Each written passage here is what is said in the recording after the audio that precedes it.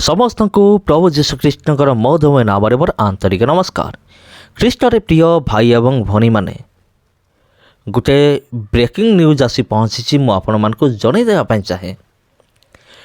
December मास 19 तारिख दिन माने यही वर्ष डिसेम्बर मास 19 तारिख दिन एक बहुत बड़ दुर्घटना घटा जाऊँचे। हाँ प्रिय बंधुगण, कारण वैज्ञानिक मानकर रिसर्च अनुसार एक धूमकेतु माने बहुत बड़ धूमकेतु से पृथ्वी को देकी से पास करिवो। हुए तो पृथ्वी सहित मध्य धक्का मध्य हो पारे। तबे प्रिय बंधुगण, जो जगार जदि बा धक्का हेब जदि पृथ्वी सहित, तेबे जो जगार धक्का हेब से जगार अवस्था कौन हेब सेटा मु जानेनी, सेटा परमेश्वर केवल जानते। तेबे प्रिय बंधुगण, आपण मानको गोटे विषय कही रखु अच्छे। ये हूँ बाइबेलर एक भविष्यवाणी, बाइबेलर वर्णना कर एक भविष्यवाणी जोटा कि बहुत शीघ्र सफल होगापी जाऊँचे। तबे यही भविष्यवाणी करला किए? ये भविष्यवाणी आमर प्रिय प्रभु जीशु ख्रीष्ट निजे ये भविष्यवाणी करिसंते। जदि आप माथ्यू तार 24 अध्याय पढ़े सेठी संपूर्ण भाव लिखा अच्छे कौन कौन घटव। जितेबाला शिष्य माने प्रभु जीशुख्रीष्ट निकट को आसी प्रश्न करुँच, गुरु आमको जनातु आपणकर द्वितीय आगमन चिन्ह कौन? आपड़ जितेबाला आउ थे आगमन करेंगे से कौन कौन हम आमे केमती जानबू जे आपणकर द्वितीय आगमन निकट है बोली। आ सही समय प्रभु जीशुख्रीष्ट बहुत किसी चिन्ह विषय कही। आ सबुठार बड़ चिन्ह हूँ यहाँ, सबुठार बड़ चिन्ह हूँ कौन जे देख, जितेबाला मु आउ थे द्वितीय आगमन करी ता पूर्वर स्थाने स्थाने भूमिकंप हम, सासु बहु विरोध उठब, लोक मान मध्य प्रेम शीतल हो कौन हम, चंद्र सूर्य अंधकारमय हम, चंद्र आलोक देवे ना। ता मध्य प्रभु जीशुख्रीष्ट आउ गोटे विषय कही आईटा हूँ नक्षत्रगण आकाशरू स्खलित हेबे, नक्षत्रगण आकाशरू स्खलित हेबे। आई भविष्यवाणी शीघ्र सफल होगापी जाऊँचे।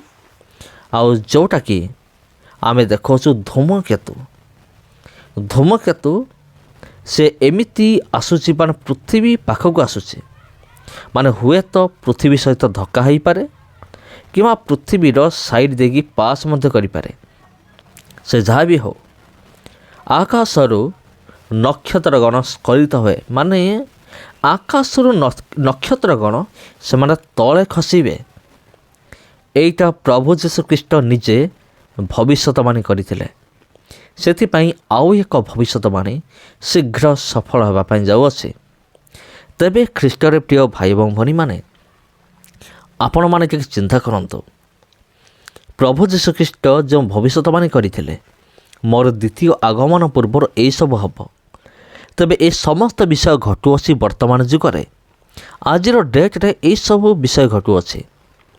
तेबे कौन हूँ ये सब विषय जेहेतु घटुअছে से निमंते आमको केते अधिक भयर सहित भक्तिर सहित ताहांकर समादर करिया पड़िबो। प्रभु जीशुख्रीष्ट निकट को जावाक पड़िबो केते भय एवं भक्तिर सहित। तबे प्रिय बंधुगण, वर्तमान समय आम पाखरे नाही। आमे माने शेष जुगर माने शेष समय आमे माने बास करूअछु। माने वर्तमान गोटे पर गोटे भविष्यवाणी माने सफल हो चली। आपण देखंतु गोटे पर गोटे भविष्यवाणी बाइबेलर सफल हो चली। तबे आउ जेते भी भविष्यवाणी बाकी अच्छी से समस्त मध्य सफल हम, आउ अति शीघ्र सफल हम। आतापरे प्रभु जीशुख्रीष्टर द्वितीय आगमन हम। तबे प्रिय बंधुगण, जदि प्रभु जीशुख्रीष्टर द्वितीय आगमन जदि अति निकटतर, तेबे आपण कहतु आपण एवं मु ଆମ୍ଭେମାନେ କେତେ ଭୟ ଏବଂ ଭକ୍ତିର ସହିତ ତାହାଙ୍କ ନିକଟକୁ ଯିବା ଦରକାର ଆଉ ତାହାଙ୍କର ଆଜ୍ଞାକୁ ପାଳନ କରିବା ଦରକାର। ପ୍ରଭୁ ଯୀଶୁଖ୍ରୀଷ୍ଟ ଯେଉଁ ବିଷୟ ଇଚ୍ଛା କରନ୍ତି ଆଉ ସ୍ୱର୍ଗସ୍ଥ ପିତା ଯେଉଁ ବିଷୟ ଆମଠାରୁ ଆଶା କରନ୍ତି, ସେ ଇଚ୍ଛା କରନ୍ତି, ସେ ଇଚ୍ଛାକୁ ପାଳନ କରିବା ଆମମାନଙ୍କ ନିମନ୍ତେ କେତେ ଜରୁରୀ ଅଟେ ଟିକେ ଚିନ୍ତା କରନ୍ତୁ। କାରଣ ଆପଣ ଦେଖନ୍ତୁ, ବାକ୍ୟର ଲେଖା ଅଛି ମାଥିଉ ତାର 7 ଅଧ୍ୟାୟ 21, 22, 23 ଆମର ଜଣାଶୁଣା ପଦ, ଆପଣଙ୍କୁ ବି ନିଶ୍ଚୟ ଜଣାଥିବ ମୋର ବିଶ୍ୱାସ।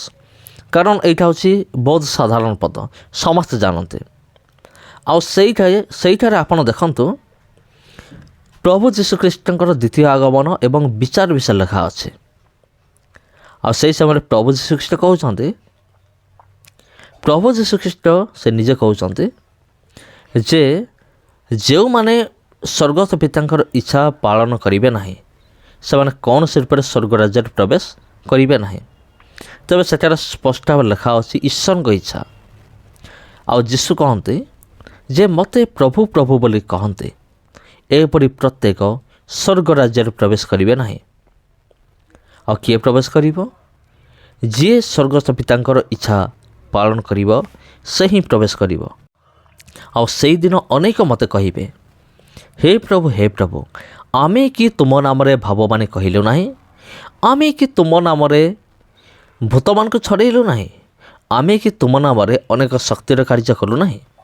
ସେତେବେଳେ ଅନେକ ପ୍ରଭୁ ଯୀଶୁଖ୍ରୀଷ୍ଟଙ୍କୁ କହିବେ। ସେହି ସମୟରେ ଯୀଶୁ କ'ଣ କହିବେ? ହେ ଅଧର୍ମାଚାରୀମାନେ ମୋ ପାଖରୁ ଦୂର ହୁଅ, କାରଣ ମୁଁ ତୁମକୁ କେବେ ହିଁ ଜାଣେ ନାହିଁ। ଦେଖନ୍ତୁ ପ୍ରିୟ ବନ୍ଧୁଗଣ, ଏତେ ବର୍ଷ ପ୍ରଭୁଙ୍କର ସେବା କାର୍ଯ୍ୟ କରିବା ଭିତରେ, ଏତେ ବର୍ଷ ବିଶ୍ୱାସୀ ହେବା ଭିତରେ ଶେଷରେ ଯଦି ପ୍ରଭୁ ଆମକୁ କୁହନ୍ତି ଯେ ମୁଁ ତୁମମାନଙ୍କୁ କେବେ ହିଁ ଜାଣେ ନାହିଁ, ସେ କଷ୍ଟ, ସେ ଯେଉଁ କଷ୍ଟ, ସେ ଦୁଃଖ କେଡ଼େ ହୃଦୟ ବିଦାରକ ଆପଣ ନିହାତି ଭାବରେ ଜାଣିପାରୁଥିବେ। ସେଥିପାଇଁ ପ୍ରିୟ ବନ୍ଧୁଗଣ, ଆସନ୍ତୁ ଆପଣ ଏବଂ ମୁଁ ଆମେମାନେ ପ୍ରତ୍ୟେକ ପ୍ରଭୁ ଯୀଶୁଖ୍ରୀଷ୍ଟଙ୍କର ନିକଟକୁ ଯାଉ ଆଉ ତାହାଙ୍କର ଇଚ୍ଛାକୁ ଆମେମାନେ ସଫଳ କରୁ। ଆଉ ପ୍ରକୃତରେ ସ୍ୱର୍ଗସ୍ଥ ପିତା ଆମ ନିମନ୍ତେ କ'ଣ ଇଚ୍ଛା ରଖିଛନ୍ତି ସେ ଇଚ୍ଛାକୁ ଆମେମାନେ ପାଳନ କରିବା। ସମସ୍ତ ନମସ୍କାର ପ୍ରିୟ ବନ୍ଧୁଗଣ, ଭିଡ଼ିଓ ଭଲ ଲାଗିଥିଲେ ଭିଡ଼ିଓକୁ ସେୟାର କରନ୍ତୁ। ଯଦି ଚ୍ୟାନେଲକୁ ଆପଣ ପ୍ରଥମ ଥର ପାଇଁ ଆସିଛନ୍ତି ଚ୍ୟାନେଲକୁ ସବସ୍କ୍ରାଇବ୍ କରନ୍ତୁ। ଧନ୍ୟବାଦ।